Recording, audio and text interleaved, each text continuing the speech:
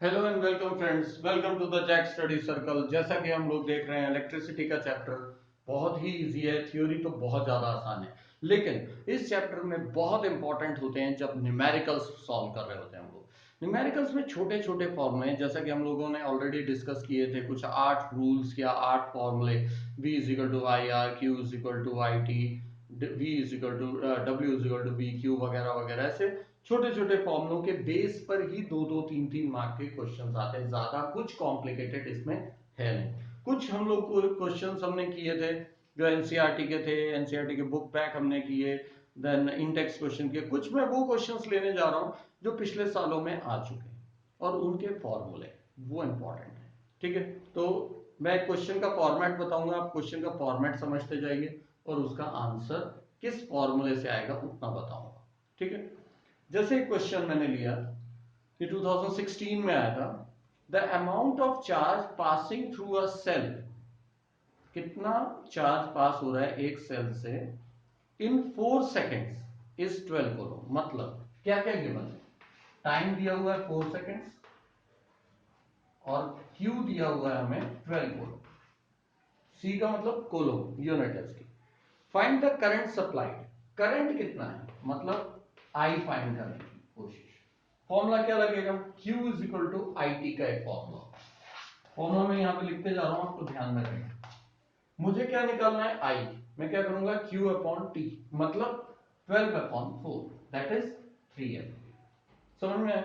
एकदम straight away question है, ज्यादा कुछ कॉम्प्लिकेशन इसमें है नहीं।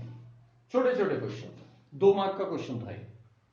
Calculate the number of electrons, हमें क्या निकालना है, n number of electrons that would flow per second through the cross section of a wire when 1 ampere current flows through it।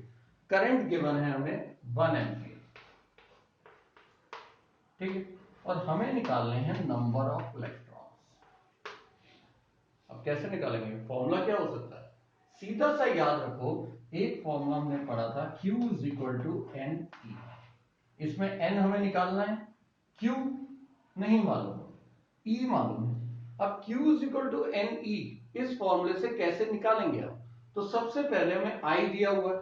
ठीक है, I से हम लोग Q निकाल सकते हैं क्या, वही चीज हमें देखनी है कि I is equal to Q T होता है, Q is equal to I T.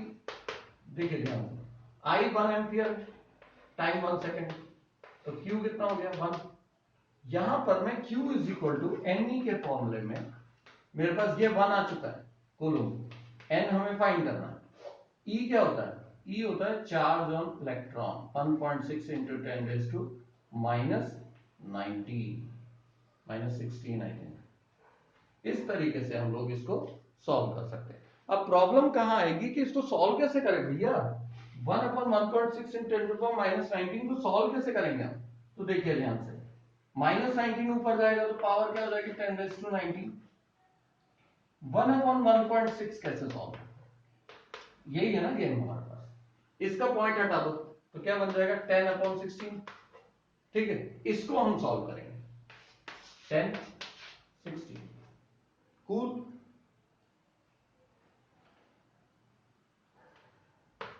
2 5 जा 2 8 जा, इजी करने की कोशिश कर रहा हूं बस, और कुछ नहीं। 5 8 पॉइंट लगाओ 0, 8 4 जा 8 6 जा 48, 2 8 2 जा 16, 4 8 5 जा 40।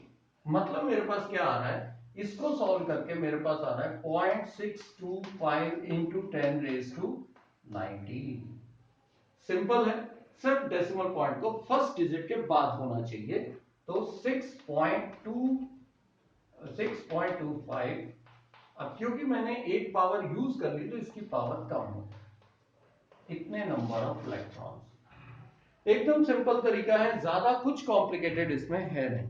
तो 1 एम्पियर करंट था तो सबसे पहले हमने Q is equal to I T, क्योंकि 1 सेकंड में पास हो रहा था तो हमने Q निकाल लिया। Q is equal to N E होता है, E हमें मालूम था 1.6 इंटू 10 रेज टू माइनस 19। ये याद रखिए, charge on electron. Simple simple question है, ज्यादा कुछ करना है नहीं आपको। हाँ, एक बहुत ही प्यारा क्वेश्चन 2017 में आया हुआ है, how much current will an electric bulb ठीक है, कितना करंट एक इलेक्ट्रिक बल्ब जिसका रेजिस्टेंस है 1100 ओम, एक रेजिस्टेंस है, ठीक है, एक मतलब आपका ये है electric bulb of resistance R is equal to 1100 ohm, ये ओम को ऐसे रिप्रेजेंट करता है, ठीक है। Draw from a 230 volt source B is equal to 230 20, ठीक है। If a heater of resistance 100 ohm is connected to the same source instead of the bulb, इसकी जगह अगर मैं 100 ओम का ही रेजिस्टेंस लगाऊं, 1100 की जगह 100 को ओम का, तो क्या होगा? Is connected to the same, calculate the current draw. सबसे पहले आपको इसके हिसाब से तो करंट निकालना पड़ेगा। हमारे पास फॉर्मूला क्या है? V is equal to I R. V कितना है? 220। I हमें निकालना है, R हमें दिया। अब बताइए इससे इजी क्वेश्चन क्या हो सकता है? 220 डिवाइड बाय 1100, सॉल्व ऑन कर दीजिए, ठीक है ना। 0 से 0, 11 10 11 2 1/5, ये करंट है। दूसरी बार में अगर मैं 100 ओम लेता हूं तो क्या करता हूं? यहां पे 100 लगा दूंगा, 220 अपॉन 100।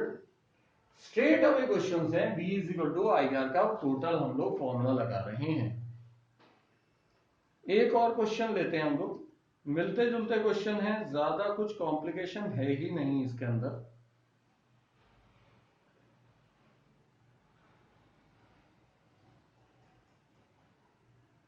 एक बहुत ही अच्छा क्वेश्चन मेरे हाथ से निकल गया है, but I am on it. हाँ, एक कभी कभी ना ऐसा भी क्वेश्चन आता है, दो वायर्स दी हैं, सेम क्रॉस सेक्शन एरिया है, लेकिन एक की लेंथ दूसरे की लेंथ से डबल है, तो बताइए रेजिस्टेंस कितना होगा?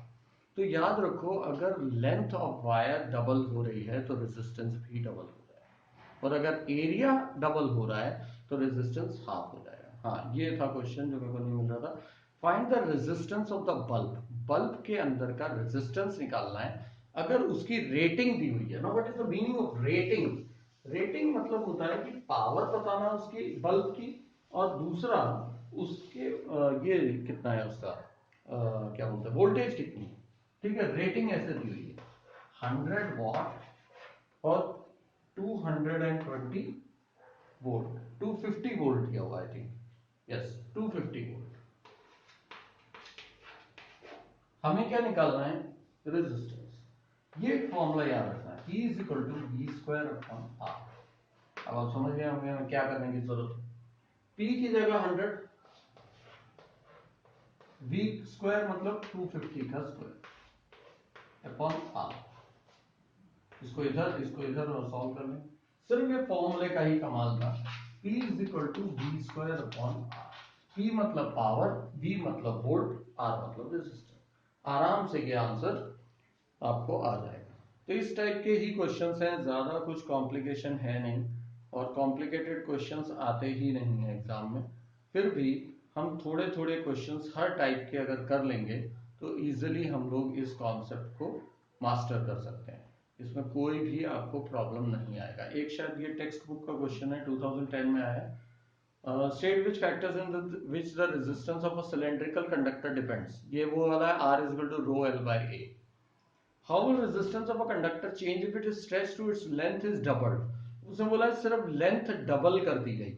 अच्छा, यहाँ पे एक ट्विस्ट है, लेंथ डबल करते हैं तो एरिया भी कम हो जाता है। इस चीज को ध्यान में रखो, ये अच्छा क्वेश्चन मिल गया हमें चलते फिरते ही, कि अगर हम लेंथ डबल कर देंगे तो एरिया में भी कुछ असर पड़ेगा। बिकॉज ये याद रखो कि L1A1 is equal to L2A2 होता है, because volume always remains same।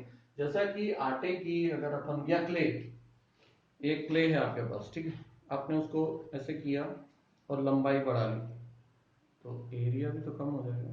लंबाई बढ़ाई तो एरिया कम हो गया, क्यों? ये system L1A1 equal to L2A। कहने का मतलब ये है L1A1 एज इट इज, उसने बोला लेंथ डबल कर दी, तो मैं यहाँ पे 2L1 लिखूं, इसका मतलब cancel out, A1 upon A2 का रेशियो कितना हो जाएगा? A1 अपॉन A2 का रेशियो 2/1। अब ट्विस्ट देखना आप, ट्विस्ट कितना आराम से आपको मिलेगा। ये फॉर्मूला आप नोट कर लो एक स्क्रीनशॉट लेकर। पहले केस में R1 is equal to rho L1 upon A1 था, ठीक है, इसी को मैं डिवाइड कर दूं R2 upon rho L2 upon A2। ये केस चल रहा था हमारे पास, ये कैंसल आउट हो गया। R1 upon R2 is equal, अब इसको ध्यान से देखो, L1 ऊपर A2 ऊपर जाएगा डिवाइड बाय, ये नीचे है L2 और ये नीचे आएगा A1। अब L1 L2, L2 की जगह तो मैं 2L1 लिख दूंगा शांति से, कोई भी प्रॉब्लम नहीं है। A2 अपॉन A1 की जगह क्या लिखूं, A2 अपॉन A1 है ना, मतलब 1 अपॉन, ये भी कैंसिल, 1 अपॉन 4 इज द, मतलब क्या हुआ कि सेकंड केस में आपका रेजिस्टेंस जो है 4 टाइम्स बढ़ जाएगा। ठीक है, ये चीज आपको याद रखनी है, 4 टाइम्स आपका रेजिस्टेंस बढ़ जाएगा अगर आप लेंथ डबल कर रहे हो और वॉल्यूम सेम। ठीक है, तो इस टाइप के क्वेश्चंस हैं, ट्राई कीजिए। एक लास्ट क्वेश्चन लेके हम लोग रैप अप करते हैं, डाउट्स बताइए। 2004 में क्वेश्चन आया, एक इलेक्ट्रिक आयन है, draws a current of 0.5 ampere. ठीक है, इलेक्ट्रिक आयन आपकी प्रेस, उसमें करंट है 0.5 एम्पियर का, वोल्टेज है 200 वोल्ट। ठीक है, जो जो गिवन है मैं लिखते जाता हूं।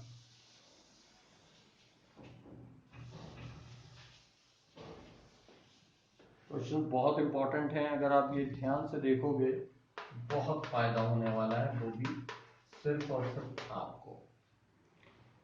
करंट दिया हुआ, व्हेन द वोल्टेज इज 200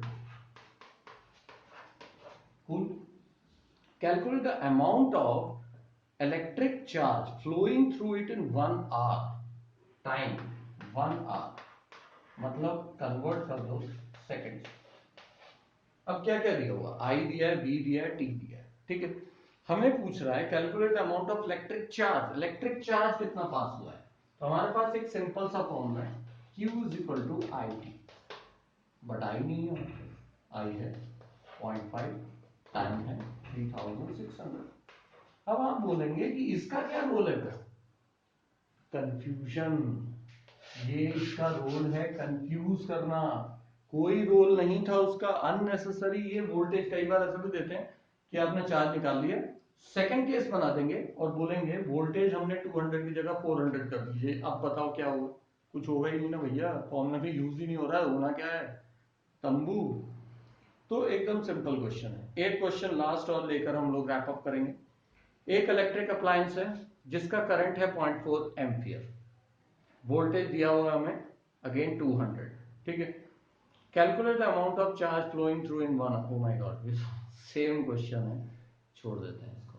तो याद रखना है आपको कि Q is equal to I T, V is equal to I R, W is equal to V Q. ये 3-4 फॉर्मूले बार बार लगातार आपको यूज करने हैं।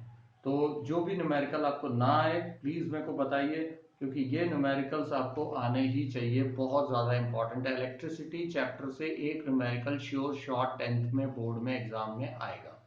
थ्योरी है ही इंपॉर्टेंट, लेकिन उसके भी ज्यादा इंपॉर्टेंट हमारे पास न्यूमेरिकल्स हैं। तो न्यूमेरिकल सॉल्व कीजिए, जो भी अगर डाउट आता है तो प्लीज मेरे को बताइए। ये आपके 15 मिनट का वीडियो कम से कम 2 से 3 बार आप देखिए जरूर, बी वाइज रिवाइज।